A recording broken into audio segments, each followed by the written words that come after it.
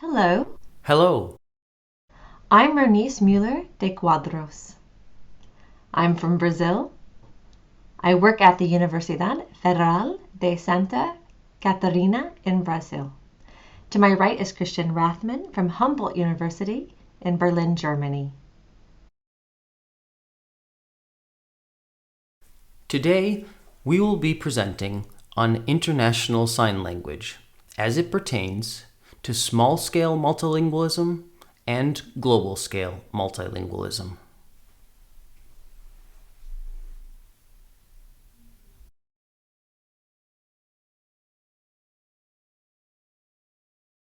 Our study focuses on local practices of international sign language, looking at small-scale multilingualism, as well as global practices of international sign language. We analyzed how these practices occur and examined the impact of technology and the COVID-19 pandemic.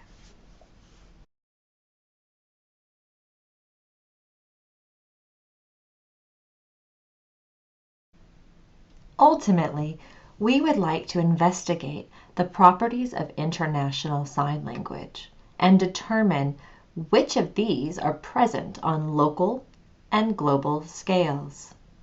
Equally, we consider the impact of sociolinguistic globalization on these scales.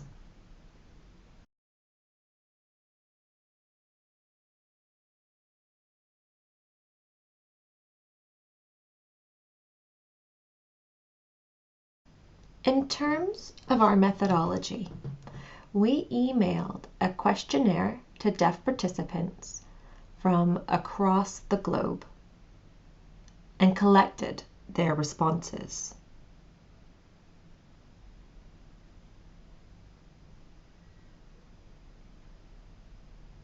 The participants did not have any interaction with each other, as we were going to capture their individual experiences with and usage of international sign language. These responses were then annotated using Elan, from which we analyzed the data.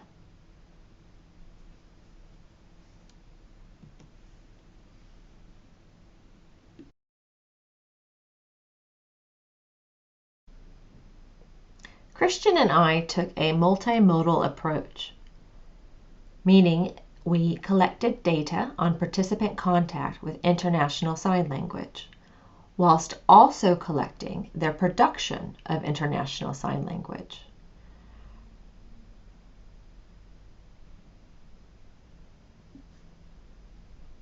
From the video responses we obtained, we examined the use of their international sign language based on their experiences on local and global scales.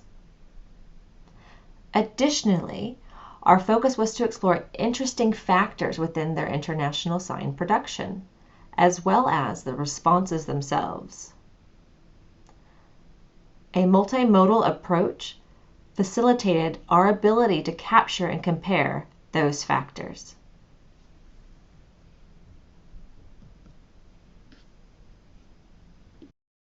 We considered sociolinguistic globalization to be one of very important elements in our analysis. This aligns with Blomer's observations of the impact of sociolinguistic globalization occurring around the world. We notice similar sociolinguistic globalization in local practices in terms of social contact and linguistic elements. These are also present at a global level. Equally, we see the powerful impact of technology. For example, the visual nature of telecommunication that increases the visibility of sign language.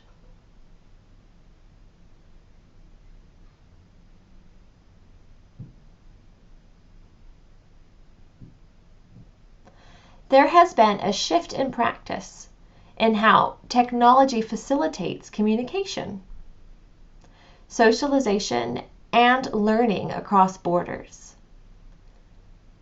Exposure to the experiences of others helps bolster personal development within local practices at a community level. Then this in turn impacts the global community.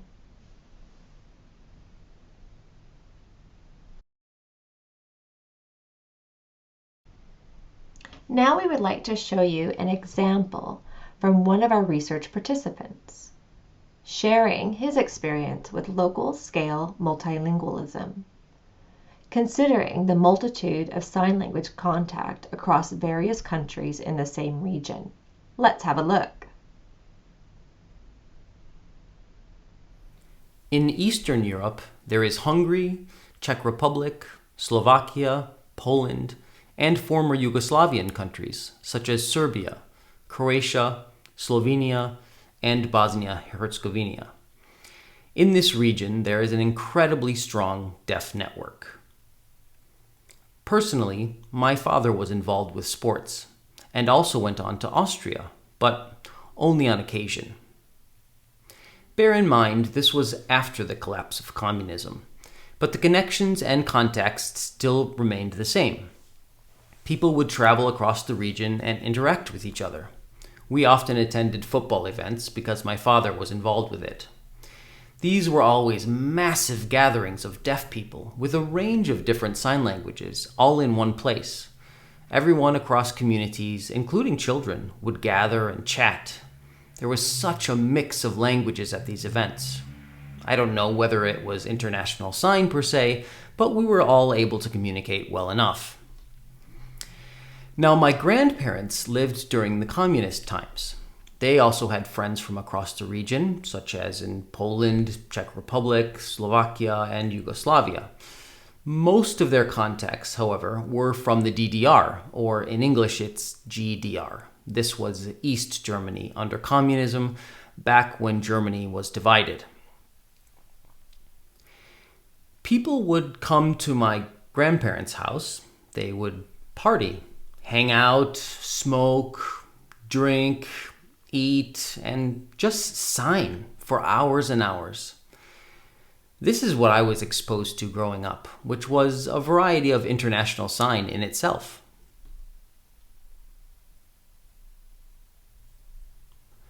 The video we just watched is an example of a person who grew up exposed to a variety of sign languages, not just their own national sign language. This person watched and interacted with those across their region. Many of the interviewees had this experience while growing up. People from neighboring communities would travel and get together in small groups. These were not formal gatherings, but families and friends coming together informally.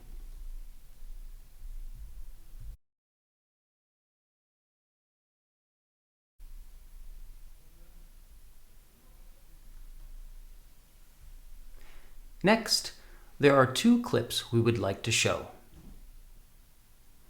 These examples are not of international sign language being used on an intimate, local scale, but rather give a clearer picture of international sign language on the global scale.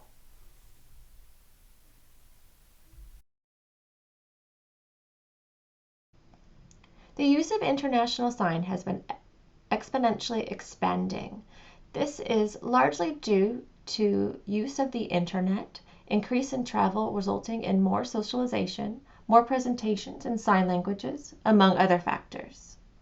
This in turn has significantly increased the visibility of international sign. It is now easier for people to learn and be comfortable with international sign. Personally, I think it will only grow and evolve from here. Thank you. Right now, we are seeing an explosion of international sign around the world, with many deaf people using it to communicate. Not only that, people communicate with international sign regularly, not simply on an ad hoc basis. In fact, it's quite the opposite. People are signing an international sign every single day. There is incredibly rich linguistic diversity, with signs from countries from Asia to Europe. I have seen a wide variety of signs borrowed and utilized in international sign language. Really, Before the global pandemic, I had some contact with people from abroad, and I would use international signs somewhat regularly, but certainly not every day. Then COVID-19 changed the world, and unfortunately, suddenly everyone was at home, unable to leave. Regulations were introduced and people had to stay home. They were worried, but also they had nothing to do. This is when Instagram Live started to gain popularity. At first it was just a few people from a handful of countries. Then, all of a sudden, there were people from all over the world joining Instagram Live and using international sign every day. Everyone was in it together, and it was truly fantastic. International sign is a great way for us to connect. It is growing in popularity, and I don't see that trend ending anytime soon. I now see international sign on a daily basis, and this is in large part thanks to social media. It has enabled this onslaught of content in international sign and has been a crucial point of contact for people, fostering a sense of connection with the world, and because of that, international sign is thriving. We have seen examples of small-scale and global-scale practices. On the global level, there is this pan-continental connection of language contact and a space wherein an international community is formed. This is where international sign language, if you will, is being used. This happens in different places, such as the World Federation of the Deaf conferences and congresses, and the Deaf Olympics, both large international gatherings of signers. Equally, we see interpreting-related conferences and linguistics-related conferences where international sign language is used. There are other, more frequent international gatherings for culture, sport, and research. Moreover, these are less formal events where people come into contact with international sign language.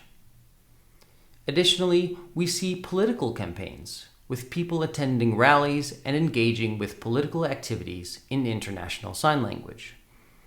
Currently, there is a rising number of European projects whose different national partners use international sign language as a primary language to communicate with each other.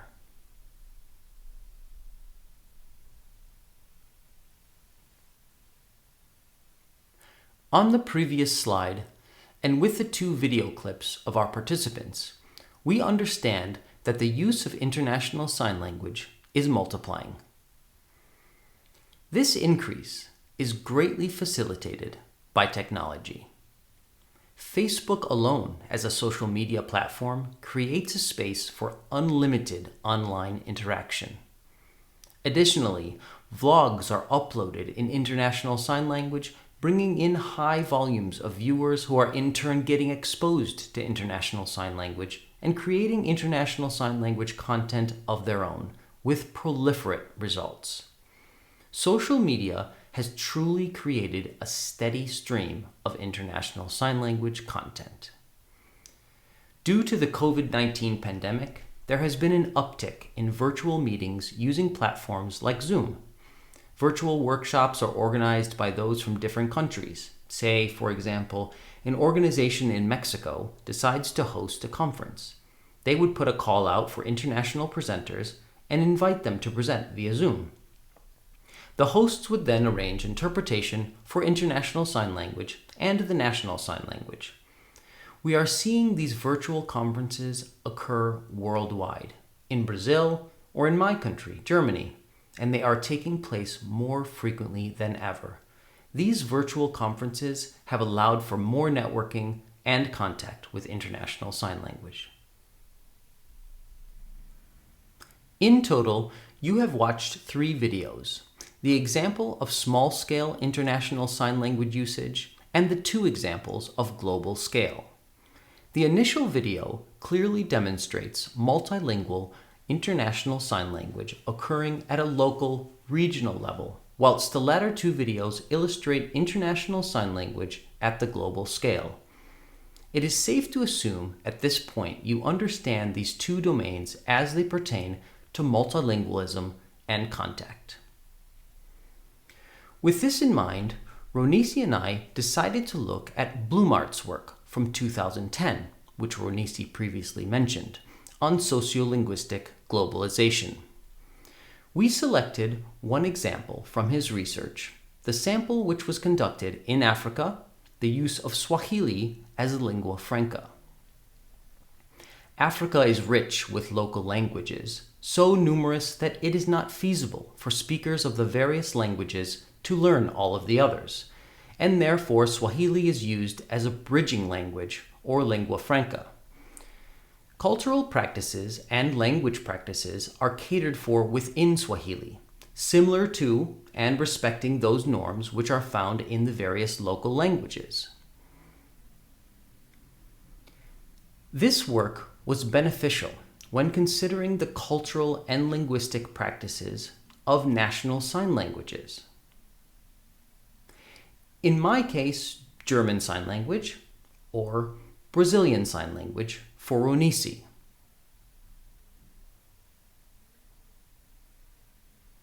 Our question is how these day-to-day cultural and linguistic practices at local level could potentially be transplanted onto the global scale. We are aware that Annelies Koesters is conducting a considerable amount of ethnographic research on this, collecting data at conference level as well as across various countries. To progress this further, we believe it would be prudent to consider the local and global scales.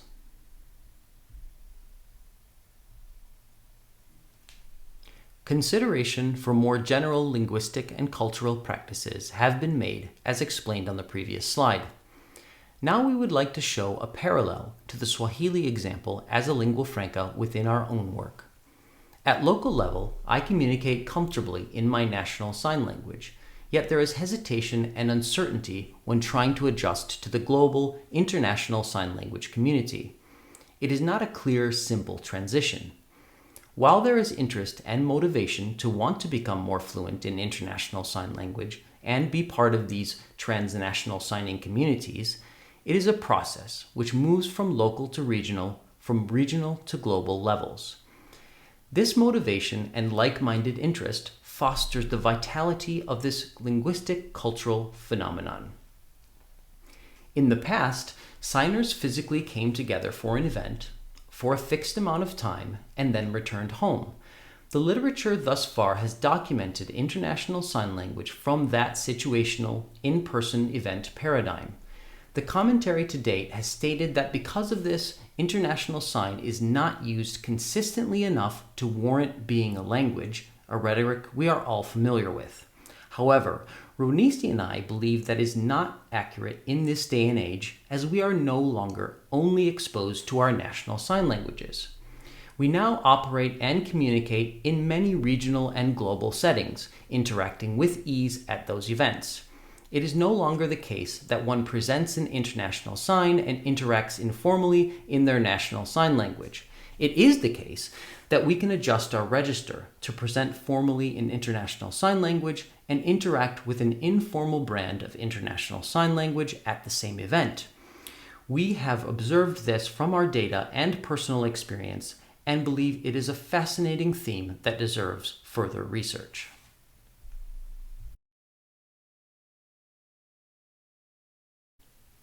Given our research thus far, Ronisi and I have developed the following main points of our analysis. First, international sign is no longer an ephemeral experience or merely the contact of two sign languages, as has been the ideology to date. It is much more refined and developed than that, as we have seen. It is a language which includes linguistic and cultural practices, which is not something to be dismissed. Languages are defined by their linguistic structural levels, as well as by their practice. It is also important to note, as Ronisi highlighted when describing our process of data collection, the research participants had no interaction with each other. there was by no means any contact or back and forth with another interlocutor. The participants simply filmed the responses and sent them to us. All considerations and reflections were on an individual basis and sent to us for analysis. The participants had fluency in their national sign language, in addition to a working knowledge of international sign language in small-scale and global-scale practices. Equally, respondents had a foundational knowledge of how these practices interoperated with each other, which was evidenced in the data Ronisi and I analyzed. These are the main points we are going to present to you today.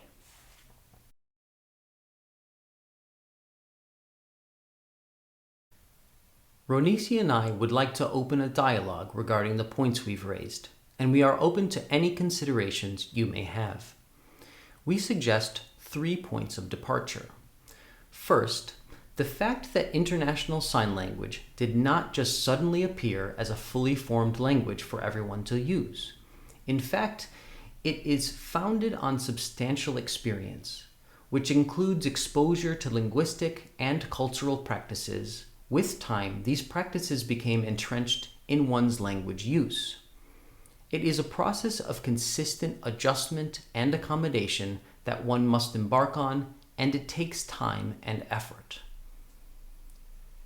If an individual has no experience with International Sign Language, the initial exchange, or cross-signing, with another interlocutor is the gateway into International Sign Language on a global scale.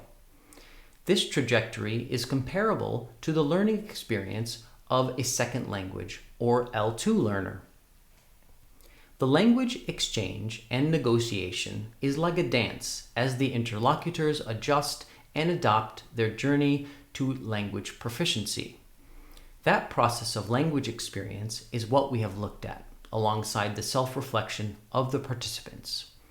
The initial phases of this process, wherein learners are first exposed to the language and are adjusting, needs further research, with particular attention paid to the language negotiation that takes place. This initial phase begins the entire process toward global communication, a process which evolves into language.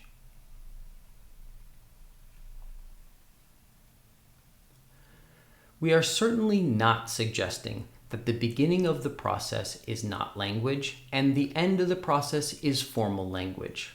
That is not the point.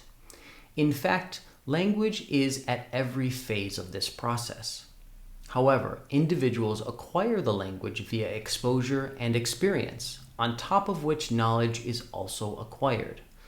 This journey of acquisition depends on the type of exposure to International Sign Language, whether through online videos that foster International Sign Language proficiency or intimate in-person gatherings wherein persons can observe and engage, or even at larger public events where a person can observe and become more comfortable with International Sign Language over time. We would like these ideas to inform the discussion going forward. We posit that International Sign Language is not simply language negotiation, but instead is learned via a process of continued adaptation and accommodation toward fluency that takes place over time. For this discussion, please take into consideration the fact that technology in the shape of virtual global conferences and social media allow for a critical mass of exposure to International Sign Language, which in turn initiates one's capacity to use the language on the small-scale setting, building toward the global scale.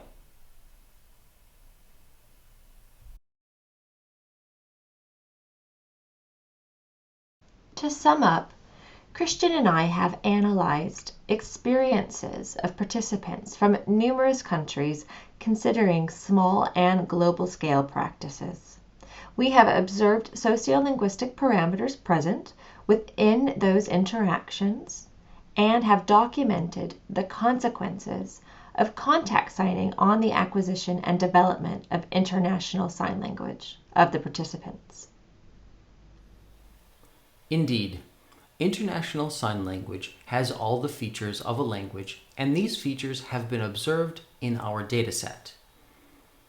In this presentation, we have demonstrated that these language features are present on all levels, whether on the local, regional, or global scale.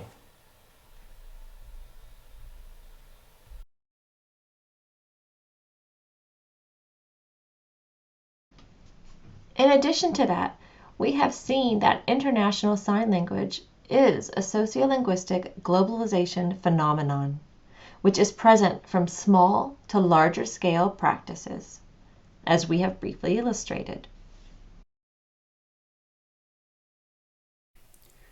It is clear that each of these sociolinguistic parameters has influenced every level of practice.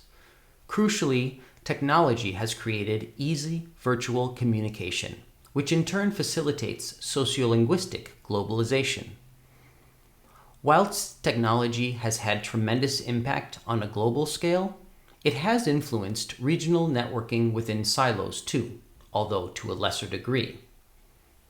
For example, the LGBTIQA+ community or sporting networks would utilize technology to connect at that level.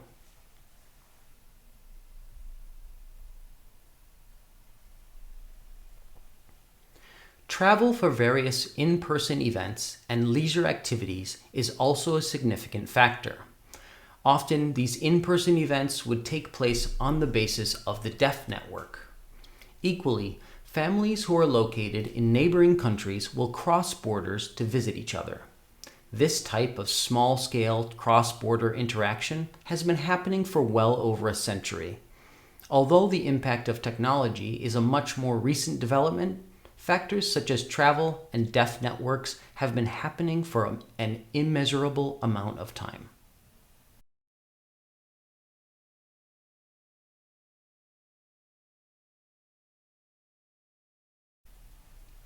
Last, International Sign Language at these various levels can be utilized as part of a survival strategy. Local deaf communities have been known to struggle, encouraging members of said community to venture out in order to network and gain skills and knowledge that can then be used to rebuild and re-strengthen the local community.